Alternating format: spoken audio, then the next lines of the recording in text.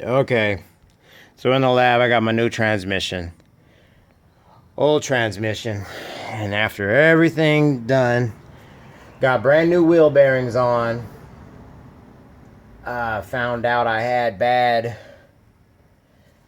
bushings, bad boots for the tie rod ends, bad boots for the sway bar linkage. So I installed the urethane sway bar linkage. Was a pain in the butt. New tie rods, Moog tie rods with the boots, and they gave you a little grease fill thing in there for those two, and the sway bar end links. New seals for the wheel bearings. I had my boy turn my rotors for me. Pretty sweet what he did too. He painted them black before he turned them, so now it gives my slots deeper look to them with that black being in there. I really appreciate that. That's good work. Cleaned everything out of me. I got the wheel bearing done, so I took out my inner wheel liner and cleaned the mess out of that. So I'm just dealing with clean. Then I finally got rid of the ABS sensor because I deleted my ABS a long time ago.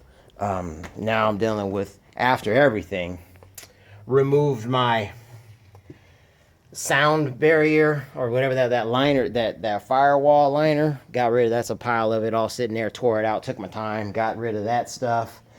When I had to change these bushings here, for the energy bushings, here goes the old ones. They were shot, which isn't that big a deal, I guess, because it's just holds the motor mount and it's pressed in with the shim and bearing anyway. So now, well, I guess this thing's going to conduct all kind of rattle having these in there.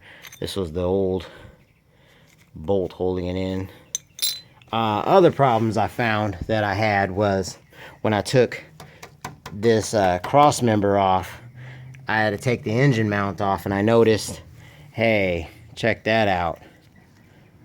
Wow. And this is an aftermarket mount, urethane mount, that just got chewed and it disintegrated when I took it out. Luckily, I had another energy suspension kit that I was able to utilize two of the urethane mounts, pressed them in, and used another rod inside to mount it. So let's see how that holds up.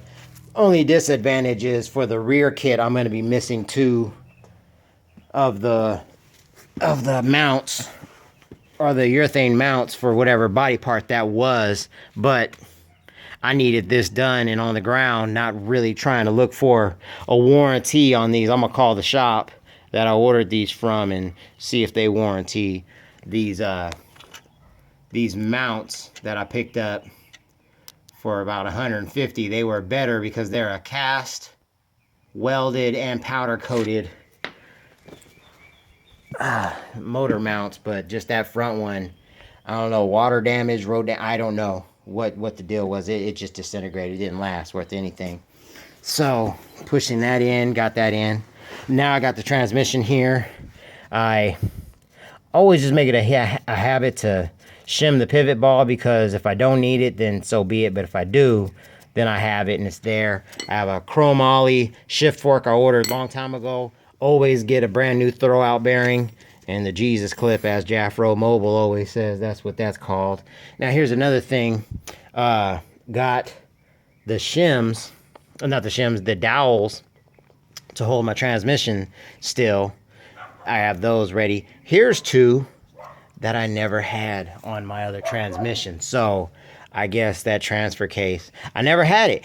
Ever since I've installed it, they've never been there. So I've never had it. So who knows what damage or what long-term effect that may have had or may not have had. But I'm glad that now with this new transmission that my boy gave me, I got it rebuilt. Now it comes with these pins to hold the transfer case still, be easier to install, be smoother engagement, make the seals last longer. Altogether, win-win for me. So now I'm getting ready to install this thing and get this whole car back together. So GoPro everything.